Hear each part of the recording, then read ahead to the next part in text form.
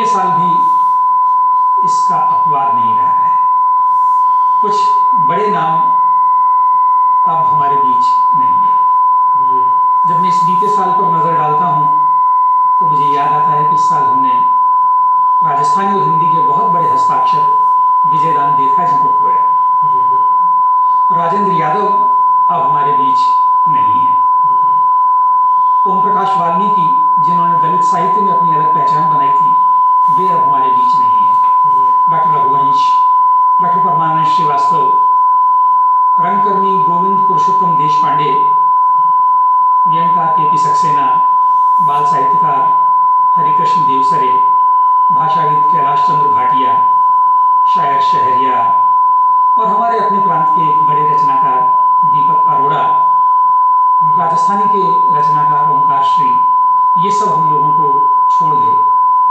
लेकिन साहित्य की दुनिया में बड़ी बात यह होती है कि जो व्यक्ति भौतिक रूप से हमारे बीच नहीं होता है, उसका भी रचना कर्म हमें आलोकित करने के लिए हमेशा हमारे साथ रहता है। बिल्कुल निश्चित रूप से जो रचनाकार हमें छोड़ गए हैं वो हमारे लिए बहुत सारा काम भी छोड़ गए हैं, बहुत सारी विरासत और धरोहर भी छोड़ गए हैं।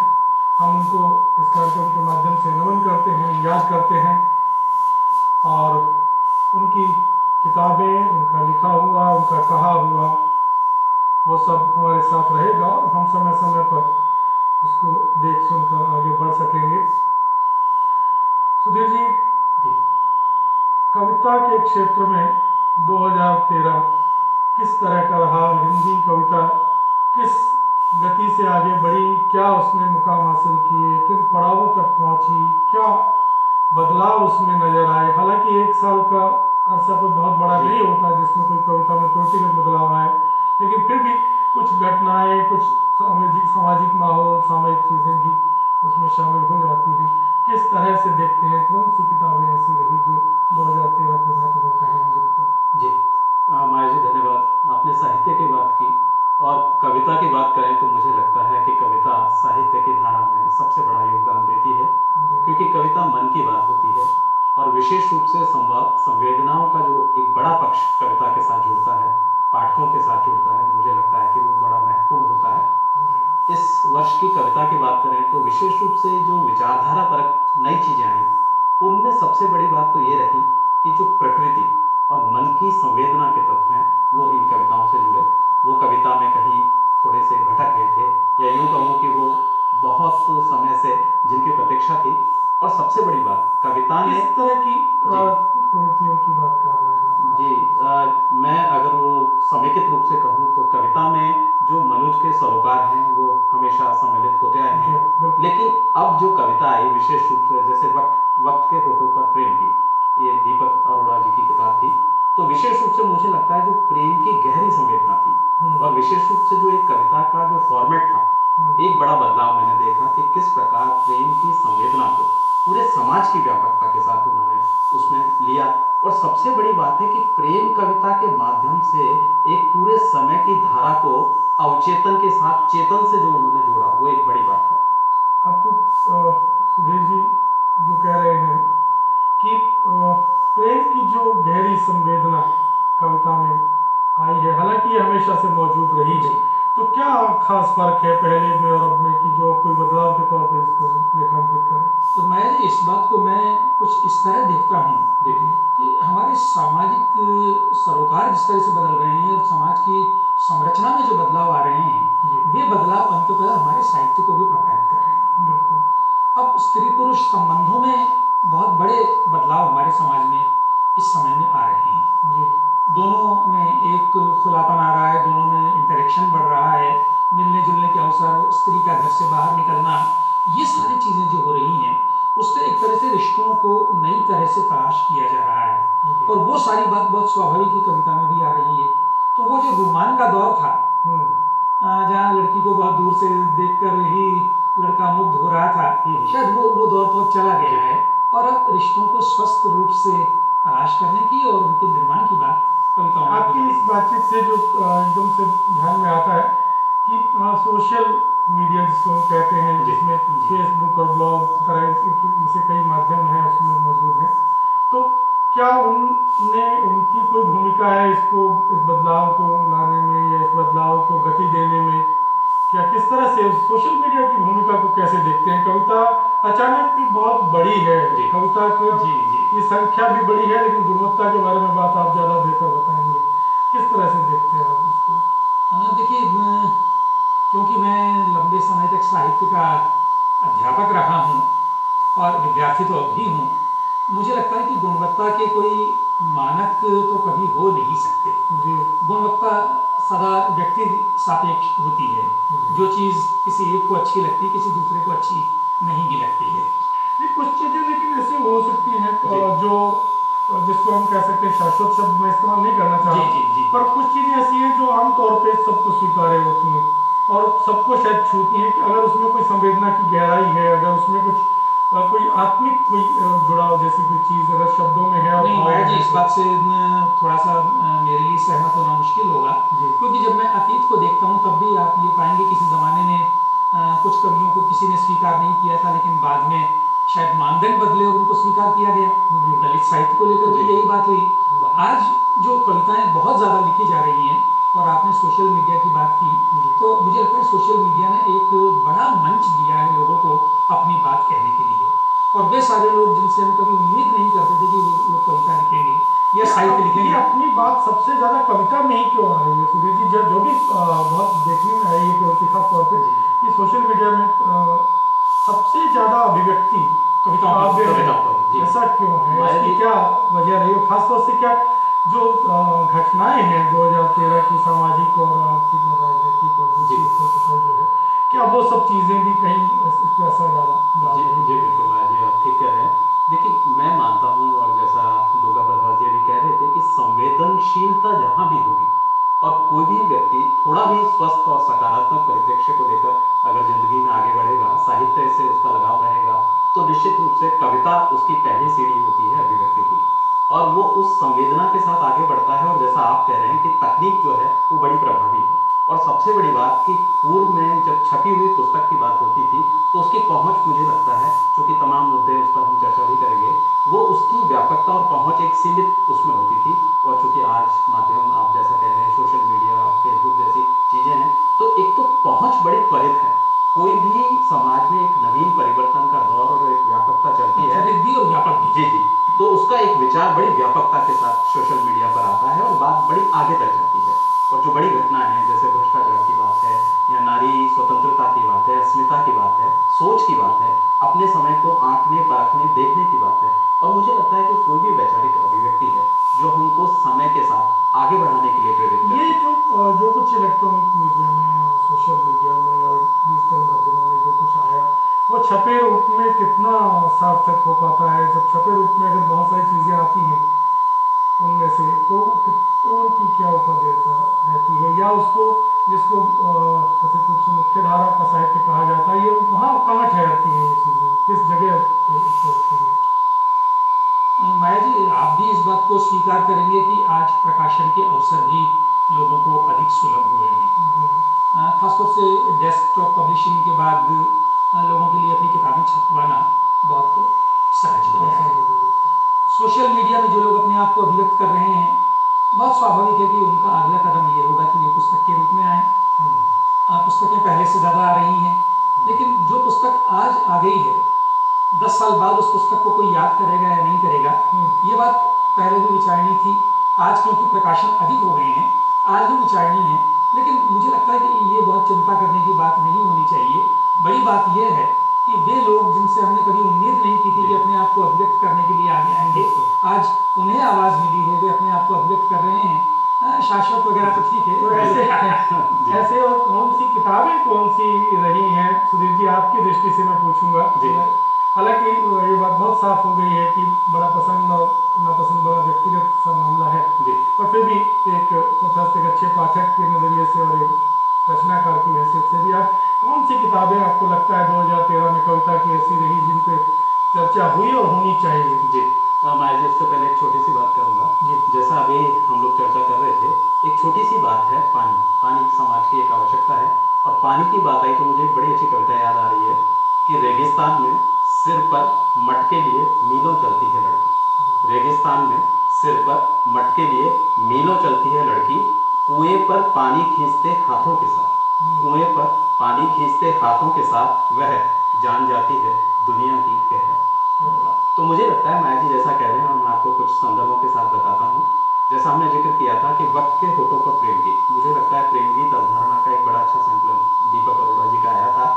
गोविंद माथुर जी का एक बड़ा अच्छा संकलन आया है। हमारे समाज में जो प्रतिरोध का पक्ष है उस पर समय को काटती धार, उन्होंने बड़े अच्छे मुद्दे उठाए हैं और समय के प्रति जो उन्होंने बड़ी अच्छी अवधारणा, और मुझे एक जो बेबाक उनका जो पक्ष है कविताओं में वो उसमें आया है। गोविंद की कविताओं में एक खास बात मुझे ये लगती है कि बहुत सहज तरह से जी, जी। सहज है, हमारे किसी आसपास की तरह का चीजों को अपने परिवेश किसी से कोई बड़बोला कोई शाब्दिक बड़बोलापन नहीं, कोई कोई आक्रामकता नहीं है, इस्तेमाल करना चाह रहा हूँ। और उसमें वे अनायास कोई बड़ी बात बड़ी बात कहते है। हैं। जी जी, ये तो बिल्कुल चीजों को सही उनकी कविता परिप्रेक्ष्य के रखने का जो साथ- कौशल उनके पास है, मैं तो आपकी बात को थोड़ा सा इस तरह से भी कह सकता हूँ कि मुझे लगता है बड़ी बात तो एक्चुअली कहीं भी सहज तरीके से जाती क्या है। बात है, क्या बात है। तो उसके लिए सहजता ही सबसे अच्छा तरीका जी है। जी। फिर कृष्ण कल्पेश जी का एक बड़ा अच्छा संकलन आया, और अभी दुर्गा प्रसाद जी से मैं जिक्र भी कर रहा था, बागे दे दे, और उसमें उन्होंने अपने समय को बड़े अच्छे तरीके से रेखांकित किया है। कैलाश मनोहर जी का एक संकलन है, उदास आंखों की उम्मीद। हाँ, और जो समय के सामने उन्होंने जो एक आशावाद का नजरिया प्रस्तुत किया है वो बड़ी मार्मिक बात उसमें है। सौरभ कश्यप जी का एक संकलन है, उड़ने दो मुझे, और उसमें जो एक कैसे हम एक जमीन से एक मंजिल तक की जो एक पूरी यात्रा है उसको उन्होंने उसमें समेटा है। और एक नवीन एक अभिनव परिवर्तन आया है, ये दो जो अभी युवा लेखिका हैं, निशा माहेश्वरी और मूमल माहेश्वरी, उनका संकलन है कविता में बोलता था। और ये एक नवीनता है कि इन्होंने प्रेमचंद की कहानियों को लेकर और उनको कविता में बांधा है। और मैं एक रूपक के रूप में आपकी एक बूढ़ी काकी, जो मुझे लगता है कि हम सभी पढ़ते आए हैं, सुनते आए हैं, देखिए 4 पंक्तियों में उन्होंने कितने अच्छे स्वरूप में उनको लिया है। बुढ़ापा बचपन की पुनरावृत्ति, बुढ़ापा बचपन की पुनरावृत्ति, पुरानी यादों की थाती, तृष्णाओं का विलास और उस पर एकांतवास। तो बूढ़ी काकी जैसे संदर्भ को और प्रेमचंद की कहानियों को, विशेष रूप से गांव के परिप्रेक्ष्य को अपनी कविता में ढालना बड़ा महत्वपूर्ण है। उसके बाद हरीश करमचंदानी जी का एक बड़ा अच्छा संकलन आया है, अंतहीन से रात उम्मीद का। हम सभी एक उम्मीद के साथ जीते हैं, और समाज में मुझे लगता है कि उम्मीद जब तक कायम है तब तक चीज़ें सकारात्मक परिधि में हैं। और उन्होंने बिल्कुल, मुझे भी लगता है कि जैसा माहौल है इसमें उम्मीद की बड़ी जरूरत है। जी जी जी। और उसके बाद विजय सिंह नाहटा जी का एक संकलन है, लिखना की जैसे आप, प्रतिरोध के स्वर को बड़े तल्ख स्वरूप में उन्होंने इसमें उजागर किया है। फिर एक भिन्न विषय पर, जैसा अभी दुर्गा जी कह रहे थे कि विमर्श की बात जो हुई थी, आदिवासी विमर्श पर बड़ा काम किया है हरिराम मीणा जी ने, और उन्होंने लिया है समकालीन आदिवासी कविता, और विशेष रूप से जो बड़े अछूते प्रसंग हैं उसको उन्होंने उसमें गति दी है। ये एक संपादित किताब है, और उन्होंने ऐसे बहुत सारे कवियों को हमारे सामने लाने का ये एक शानदार काम किया है, जिन लोगों की शायद हम लोगों ने नाम भी नहीं सुने थे, लेकिन जिनकी कविता में अपने वर्ग को जानने का और उसके संघर्षों को सामने लाने का एक बड़ा काम है। जी। और अंशु हर्ष जी का एक संकलन आया, एक नारी मन के मनोभाव है, कैसे स्त्री से संबंधित तमाम परिप्रेक्ष्यों को अपने कविताओं में समेटती है, शब्दों का समंदर। और उसके बाद ऋतु वर्मा जी का एक संकलन है, लिपटी हुई सी धूप। ये दोनों ही संकलन मुझे नारी अस्मिता, उनके मन के छुपे जो भाव हैं, विशेष रूप से जो कोमल भावनाएं हैं, उनको किस प्रकार से अभिव्यक्ति दी गई है।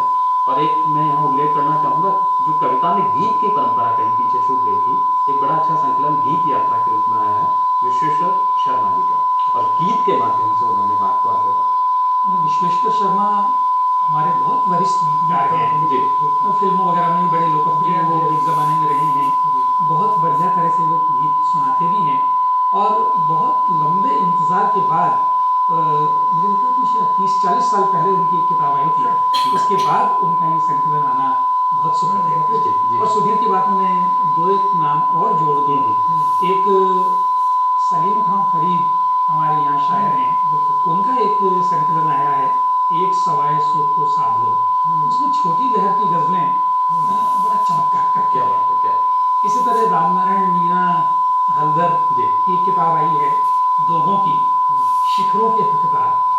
तो देखिए जिसे हम मुख्य धारा कहते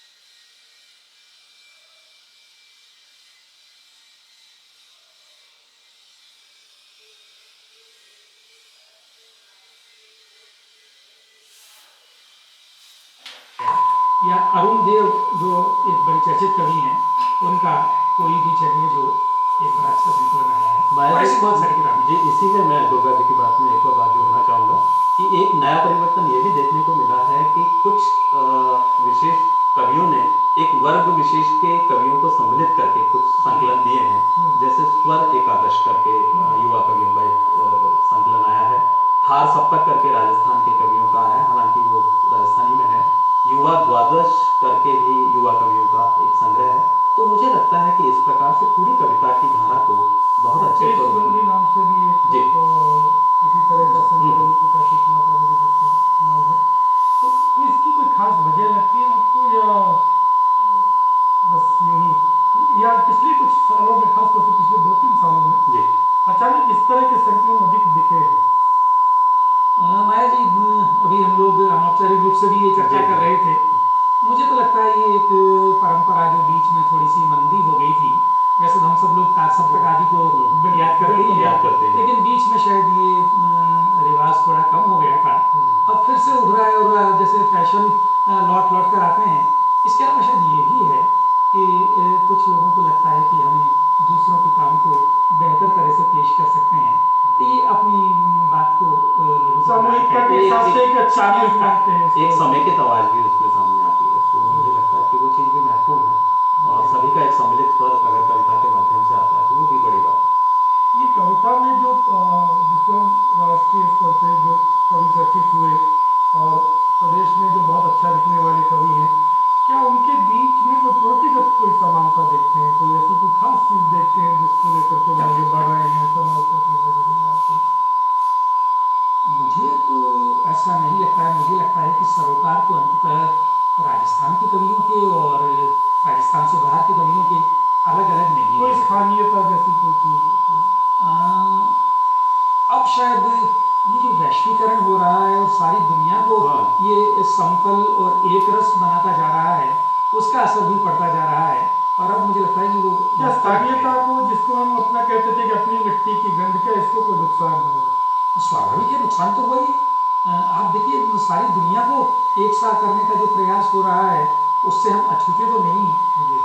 और उसमें अपने आसपास के परिवेश की जो छोटी छोटी चीज़ें हैं उनको हम भूलते जा रहे हैं। अगर राजस्थान के कवियों को देखें तो मुझे लगता है कि उसमें राजस्थान, अगर कोई बाहर का कवि राजस्थान से बाहर का अगर राजस्थान को कविताओं के माध्यम से देखना चाहेगा तो मुझे लगता है कि बड़ा सीमित उसको राजस्थान का परिदृश्य। काव्य से इतर जो विधाएं हैं, गद्य की विधाएं हैं, उनमें और कविता के बीच में क्या कहीं कोई प्रकृतिगत एकता कोई सामने, जैसा आप कह रहे हैं कि चूंकि पूरा एक रस हो रहा है, पूरा एक माहौल का असर हो रहा है, तो क्या गद्य में भी ऐसा ही है? बिल्कुल, मुझे ऐसा लगता है कि गद्य में भी ऐसा ही है। और अगर एक उदाहरण से हम बात करना चाहें तो हमारे एक युवा कथाकार दुष्यंत का एक कहानी संग्रह आया है, जुलाई की 1 रात। जी। बहुत चर्चित वो कहानी संग्रह रहा है। जी। अब दुष्यंत वहाँ कहानी के साथ वे सारे प्रयोग कर रहे हैं जो प्रयोग हिंदी का कोई भी दूसरा कथाकार कर रहा है। और वहाँ मुझे कहीं ऐसा नहीं लगता है कि उनमें कोई आंचलिकता के प्रति या अपने परिवेश के प्रति अतिरिक्त आग्रह हो। हालांकि वे जिस ग्रामीण जो स्वाभाविक है वो तो रहेगा, वो तो रहेगा। जिस पृष्ठभूमि से वे हैं और जिससे उनका जुड़ाव है वो रहेगा। लेकिन शिल्प के स्तर पर या तथ्य के स्तर पर मुझे लगता है कि वे कहीं भाषा के स्तर पर किस तरह से देखते हैं? भाषा के स्तर पे भी क्या आंचलिकता का लोप हुआ है? मैं आपके शब्दों को थोड़ा सा बदल। हाँ, मुझे लगता है कि अगर आप उस काल को याद करें जिस काल में रेणु लिख रहे थे या शैलेश मटियानी लिख रहे थे या हमारे यहाँ भी मणि मधुकर लिख रहे थे, और एक अतिरिक्त आग्रह वहाँ आपको नजर आता था कि हम आंचलिक शब्दावली का, आंचलिक परिवेश का प्रयोग करें, वो आग्रह तो अब मुझे लगता है कि कथा साहित्य में भी कम हुआ है, बहुत कम। किस तरह से देखते हैं इस बदलाव को? मैं बस दुर्गा जी की बात को ही आगे बढ़ाऊंगा। मुझे लगता है कि कुछ छूटी हुई चीज़ें ज़रूर उसमें आने लगी हैं। जैसे कुछ कहानियाँ इस बीच आई हैं जिनमें टैक्सी ड्राइवर की बात है, जूते गांठने वालों की बात है, जो किसी भी अस्पताल में मुर्दाघर होता है, ये बड़ा मैंने देखा परिवर्तन है। तो मुर्दाघर में जब एक परिवार अपने किसी प्रिय सदस्य की मृत्यु के बाद उसके शव को लेने की प्रक्रिया का इंतजार कर रहा है, एक बड़ी अच्छी कहानी मुझे देखने को मिली। तो ऐसे तमाम संदर्भ जो हमारी पूरी संवेदना को एक साथ झकझोर एक देते हैं। तरह से ये बड़ा अच्छा लगता है सुनने में कि पूरा संवेदना चूंकि कोई खांचों में बटी हुई नहीं होती है, जी। ना किसी प्रदेश या अंचल से बटी हुई होती है, क्योंकि हम सब लोग इंसान है और इंसान की उसी स्तर पर हम जीते हैं।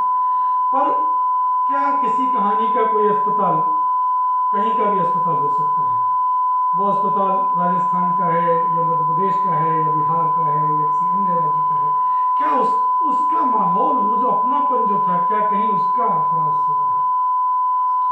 मैं तो फिर से अपनी उसी बात पर लौट कर आऊँगा, दोहराना पड़ेगा मुझे अपनी बात को। जी। और मुझे लगता है कि ये जो ग्लोबलाइजेशन हो रहा है, जी। जहाँ सारी दुनिया एक गांव में तब्दील होती जा रही है, तो हमारी विशिष्टताएं ही खोती जा रही हैं। वैसे में किसी रचनाकार के लिए भी ये बड़ा मुश्किल होता जा रहा है कि वो उस समतल होते हुए परिदृश्य में से कोई विशिष्टता खोज कर निकाले। जी। किन किताबों का जिक्र करना चाहेंगे गद्य में आप 2013 की जो महत्वपूर्ण कृतियों के तौर पे? हालांकि सबके नाम शायद संभव लेना नहीं है बहुत ले मुश्किल पाना, होगा। क्योंकि बहुत सारी कृतियां आई हैं, जी। तो फिर भी कुछ चयनित जो कृतियां आपको लगता है कि 2013 में महत्वपूर्ण? देखिए, उपन्यास की अगर मैं बात करूं तो मुझे हमारे प्रांत के वरिष्ठ कथाकार श्याम जागीर के नए उपन्यास का ख्याल आता है, प्रेम गली अति सांकरी। और उसमें उन्होंने बड़ा एक अछूता सा कथानक लिया है। मैं उन कुछ खुशनसीब लोगों में से हूँ जिन्हें उस उपन्यास को प्रकाशन पूर्व पढ़ने का मौका मिला था। तो वे धर्म के हमारे जीवन में हस्तक्षेप का जिस निर्मम बेबाकी से विश्लेषण करते हैं, वो उस उपन्यास को अनूठा बनाता है। और बहुत सारे लोगों ने, गोविंद मिश्र बहुत वरिष्ठ कथाकार हैं, उनका अरण्य तंत्र आया, गंगा प्रसाद विमल का मानुष कोर आया, रंजना जायसवाल का और मेघ चलते रहे आया। तो ये कुछ चीज़ें, लेकिन इनके अलावा मुझे दो किताबों का जिक्र करना बड़ा ज़रूरी लग रहा है। असगर वजाहत साहब का एक यात्रा वृत्तांत पाकिस्तान का मतलब क्या, और कर्मेंदु शिशिर का एक यात्रा वृत्तांत लो हम भी घूम आए, ये, और राजस्थान के एक दिवंगत और बड़े कथाकार रामकुमार ओझा जी का एक यात्रा वृत्तांत तन धूलि धूसर मन गौरी शंकर, वो उसको और कुछ नहीं तो उसकी भाषा के लिए पढ़ा जाना चाहिए। इसी तरह हमारे एक लेखक पृथ्वी परिहार, उनका एक ब्लॉग है, उस ब्लॉग पर उन्होंने जो लिखा है उसे एक पुस्तक के रूप में उन्होंने पेश किया है। मैं दुर्गा जी की बात में एक छोटी सी बात जोड़ूँ। आपने अभी तन धूलि धूसर वाले